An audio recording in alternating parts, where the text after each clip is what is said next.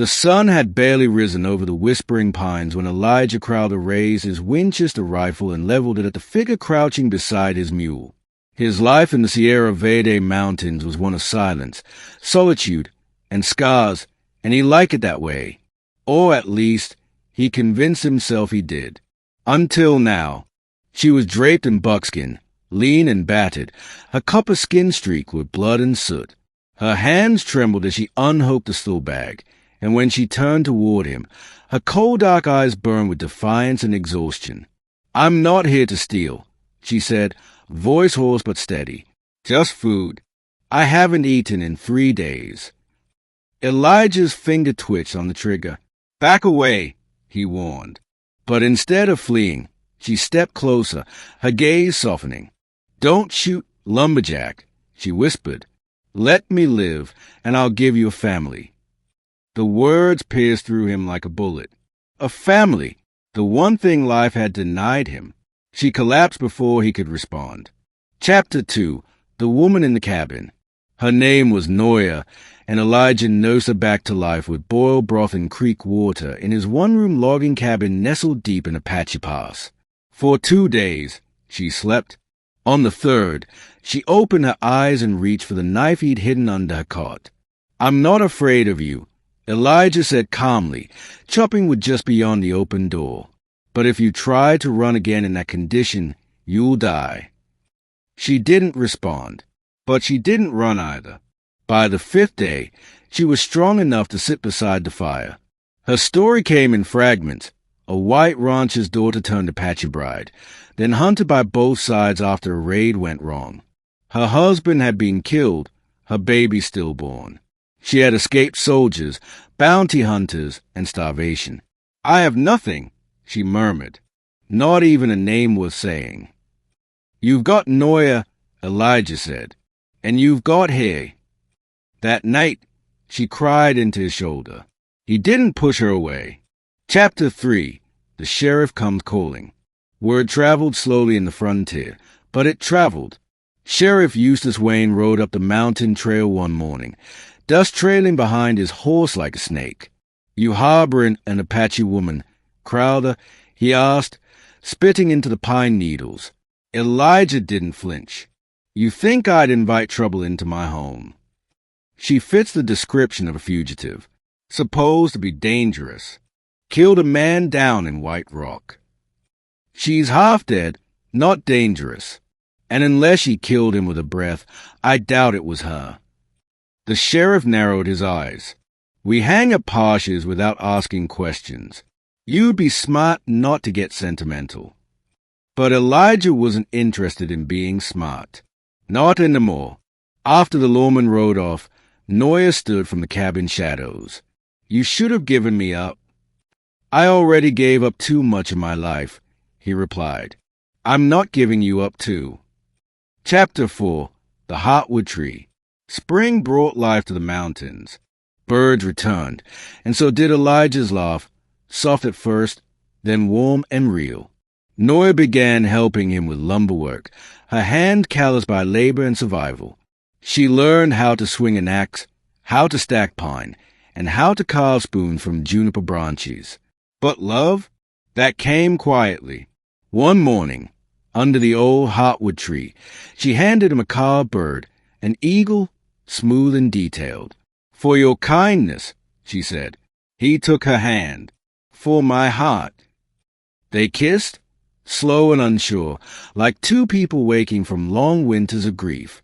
And for the first time, Noya didn't feel like a ghost of herself. Chapter 5. Fire Below the Ridge. Trouble found them, as it always does. Bandits, 3 of them, stormed the cabin when Elijah had gone into town for supplies. Noya fought back with a hatchet and a hunting knife, but they overpowered her. She was tied, bruised, and half-dragged outside when Elijah returned to the scent of smoke and blood. He shot the first 2 without blinking. The third grabbed Noya and held a pistol to her temple. "She ain't yours," the man snarled. "She's a fugitive, worth $50, dead or alive." Elijah dropped his rifle. "You want money? Take everything I got." The man scoffed. You ain't got nothing with my time. That's when Noya moved. Fast as a snake, she slammed her head into the bandit's jaw and twisted free. Elijah dove for his sidearm and fired. Silence fell. She crumpled into his arms, breath hitching. You still sure I'm worth the trouble? He brushed her hair back and kissed her forehead. You're the only thing I've ever been sure of. Chapter 6. The Edge of the Past. Weeks later, the sheriff returned, this time with men and warrants. He came on behalf of a Texas lawman, waving a yellowed wanted poster with Noya's name, or what was once a name. You lied, Elijah hissed in private. You said it was just a bounty. It was, she said, shame in her eyes. But I wasn't always a victim. In White Rock, I did kill a man, but not for revenge, for survival. He tried to trade my body to bounty hunters. I stabbed him before he could. The law didn't care about her reasons. The town wanted justice, or hanging, but Elijah had a plan. Chapter 7. The Trial at Devil's Bluff. Devil's Bluff was the only place in Sierra Verde with a judge. The trial was crude, surrounded by angry settlers and distrustful cowboys. Elijah stood beside Noya and swore she'd save his life more than once, and that the man she killed had been an outlaw himself, wanted for slave trading. Several townsfolk spoke up for Elijah's reputation, a war veteran, a quiet man, loyal and good. In the end, the judge did something no one expected. He ruled her exile permanent. She's not to return to any county below the ridge, the judge decreed. But I'll not hang a woman for defending herself. This card is closed. Elijah took her hand in front of everyone and kissed it. Chapter 8. Family on the Ridge. Seasons passed. The forest bloomed and waned, and Noya grew round with child. Elijah built her a new cabin with 2 rooms, a proper hearth, and a rocking chair carved by hand. He planted sweet grass beside the door and wildflowers on the roof. They named the baby girl Hope. Hope had Elijah's eyes and Noya's spirit, fierce and gentle. When neighbors came to trade goods, they marveled at the baby and the strange, beautiful life built on love and survival.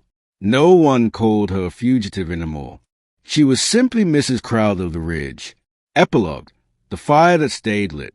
Years later, a boy from town stumbled onto Elijah's ridge, asking if the rumors were true, if the lumberjack and the Apache woman had really carved out a life when the world wanted them broken. Elijah, now gray-haired and bearded, nodded once and said, "We didn't carve it.